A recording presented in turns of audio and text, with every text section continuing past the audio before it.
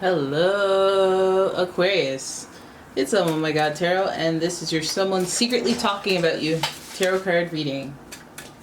Let us have this look at the zodiac sign card to give us an idea of who. This can be their placement, sun, moon, rising, or just like the energy that's coming into the situation. People are being chatty. People are being chatty, and it's about you, and we're gonna find out who. All right, if you'd like your own personal reading, check out the description. There's a link to my website. And here we go. All right. Your first card is Scorpio. Aquarius, do you know any Scorpios? They're talking about you. Very scorpion-like energy is discussing your name. And this energy is intense, masterful, thoughtful, and magnetically charming, but also secretive and possessive. So we have Scorpios, watery vibes, and then we have Sagittarius. And this energy imbues power, superior confidence, and enthusiasm with faith, good fortune, and authority. They're next to each other on the zodiac wheel, so there's commonalities there. And then we have Leo, more fire energy, and the energy is flamboyant, dramatic, proud, and passionate. It focuses on the importance of self-belief. Okay, so Aquarius, you got a lot of fiery energy, and fire plus air, fiery inferno. And then Scorpio is ruled by the planet Mars, which is very fiery itself. So this is a hot running situation. This person's running hot when they talk about you. All right, now the themes and the things that they're oriented around, like the things that they think about, are loyalty, like Scorpio. Loyalty, betrayal, the intensity, the depth, reading into things further than they actually really mean to the other person. Then Sagittarius energy, this person's loving the... Well, I don't... Okay, so sure, it's supposed to be optimism and whatnot, but this person wants to know why, and the why, and the why, and the why, and the when, and the who, and the where, and the how, till you're grabbing your hair when you're tearing it out. This person is adventurous, spontaneous, they get bored easily, but they also are very committed when they're in love, when they care about you. Now this person is easygoing as well, so they're not one for just the random gossip, but they will shed light on conversation where they can add some intellectual value. Then we have Leo energy, and the Leo energy that's where you get a little bit of that boisterous energy, showmanship energy, colorful stories that can be told accurately, and then there are stories that can be told with embellishment and color, and this person may be, what I get from this may be a little overdramatic. They might be a little overdramatic, but at least you don't have to take it personally, because this is who they are. This is who/how they are. Lots of fire, and then what's not fire is water, and water of course can be very unstable as well. So let's have a look. What are they talking about? What is this fiery energy trying to say about you? About you, Aquarius. Okay, so we got the Strength card, which is a major arcana and associated with Leo. In reverse, we have the Ace of Cups, that's water. Then we have the Five of Cups in reverse, followed by the King of Wands, and finally the Three of Swords in reverse. No wonder. Okay. So the Strength card is giving us a little bit of that opposing Leo energy, because it's like, Leo energy was present, and then you showed up in the beginning. Now we're going like, first of all, it reminds me of that meme. I can't really describe it because you can't see me, but it reminds me of that person who's like, okay, mind you, right? And we're gonna start off your story, your tarot journey like that. I feel like this person is talking, when they talk about you, when discussing what they talked about, they're like, okay, let me preface this first. We haven't really gotten along. Like, they have to preface why they're talking about you, because I guess because how it looks is not that great, right? So that's the only time you have to do that. But the Strength card does speak to the absence of emotional intelligence, so I feel like this person's not following a little level of social cues in this. Maybe they're not being completely self-aware in this. But that's okay, because we already know they're a little overdramatic. They maybe don't see that. It's like those people that have conversations and they can't...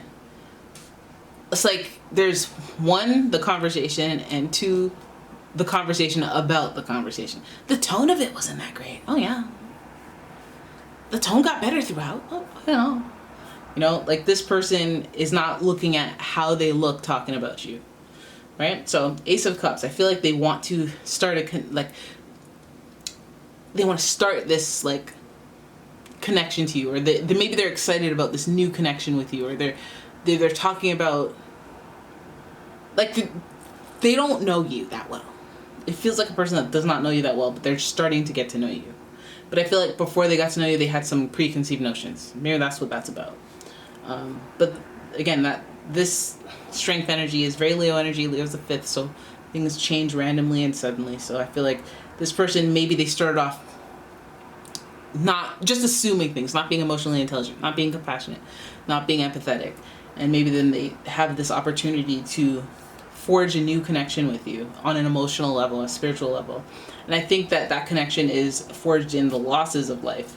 They may find some commonality when it comes to 5, the disruptions, the surprise events, the misfortunes. They may find some bonding energy with you based on the 5 of Cups energy, which is sadness and, you know, just not able to focus on what's good in life. So like just kind of thinking about what went wrong, or something bad that happened, something that is like baggage, or something that lingers in your life, like, you know, the death of a loved one, or just losing a job, or a heartbreak, like something that, like, even though you're past the situation, it will kind of linger in the foundation of who you are.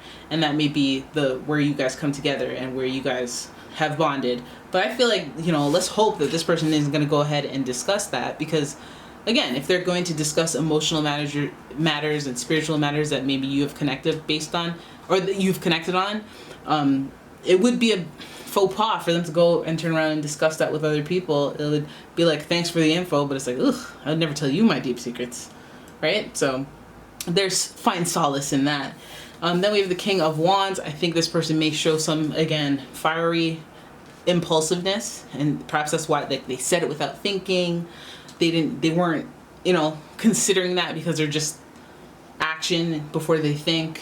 They talk before they think. They don't really assess the overall broader picture of things. They're just kind of, and then plus they are confident in who they are as this fiery King of Wands. They have the confidence to be able to step into any situation. So if they have to do a confrontation, they're like, okay, yeah, I said it. I said what I said. You know, they're like that. But I feel like, is it the best look? Do they care? No. But the fiery energy within them, it could have us going from, you know, Aries to Leo to Sagittarius. I think Aries should be in on this just because of that whole, you know, fiery connection trifecta. We have the Wands, we have the Mars, and Mars is associated with Aries, in this case it's Scorpios. But so let's just throw Aries in there. Okay, and then we have the 3 of Swords. There's a little bit of betrayal right there at the end. A little bit, just let's pepper in some betrayal right at the end of this. What they're talking about is a third-party situation. So this may not necessarily be the most romantical thing, but it may be just discussing, again, emotional matters, something you found very sensitive or whatever, with someone else. It may be a party that does not particularly care for you. That might be why it feels like a betrayal, or you know, third-party situation rather than just like a group situation that feels good. Third-party situation is in reverse, so they may have some sort of hostility towards you based on who you know that they don't necessarily care for. And again, the Ace of Cups, there's a new connection here, whether it's them or this other third party. The new connection is what breeds this, you know, like we're gonna connect, but like there's some drama along the way, because, you know, trauma bonding, you know, misery loves company, because, you know, but then there's always little branches that grow from that. The King of Wands, I feel like, although powerful and authoritative and just filled with action, I feel like it's kind of a signal of this person may do too much.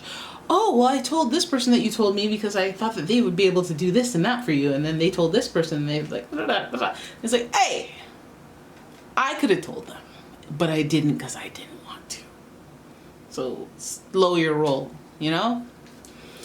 So the 3 of Swords is also just a disappointing factor as well. We have 2 little notes of like kind of sadness, thinking about the past, and I think maybe the bond that you might find with this person that's talking about you is that third-party situation, is the feeling the loss or getting over that third-party situation. Because remember, in the traditional tarot decks, the Five of Cups represents like this person focused on the 2 cups that have fallen over in the water that's spilling out, whereas they have 3 more cups that they could be focusing on, but this person's in their feelings, they're sad. So I feel like the sadness is here. The sadness is at the 3 of Swords, whether you inflicted that sadness or this other person inflicted that sadness or somebody out external inflicted this sadness. It's there. I feel like that's where the bond, that's where the formation of the connection is. Or, you know, I feel like it also may be kind of why this King of Wands is there too. Like, you know, maybe this person is like the type to want you to like believe again. So they're going to take action and try to be like, get you over this because they can relate, they can understand.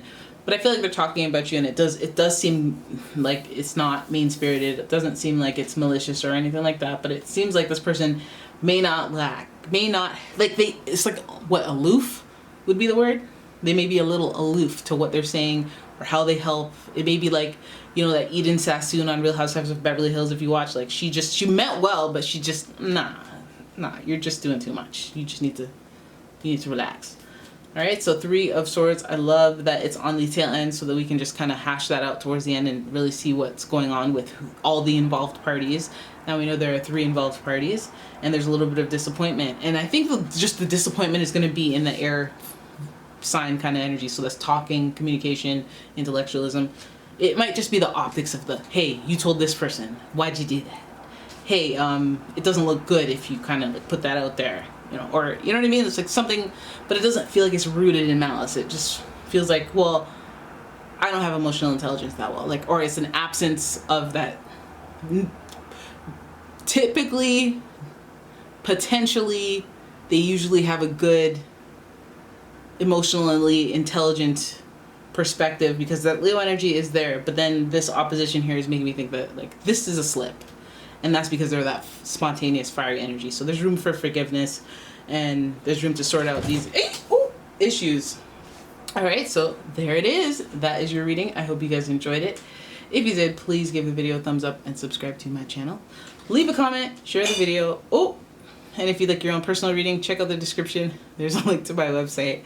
I keep making these sounds because my cats are making noises outside the door. I've closed the door so that they don't distract me too much. But they're slamming up against the door as if there's not other space. Like, why do you have to be here right now? Like, can't you just play somewhere else? Like, or do you want to get in? Because if you wanted to get in, why don't you start meowing? Why don't you start pawing at the door? But it feels like they're just slamming waddies against the door. And it's kind of funny. But yeah. Anyways, that's your reading. Hope you guys enjoyed it. If you did, please give the video a thumbs up and subscribe to my channel. Leave a comment, share the video, and if you'd like your own personal reading, check out the description.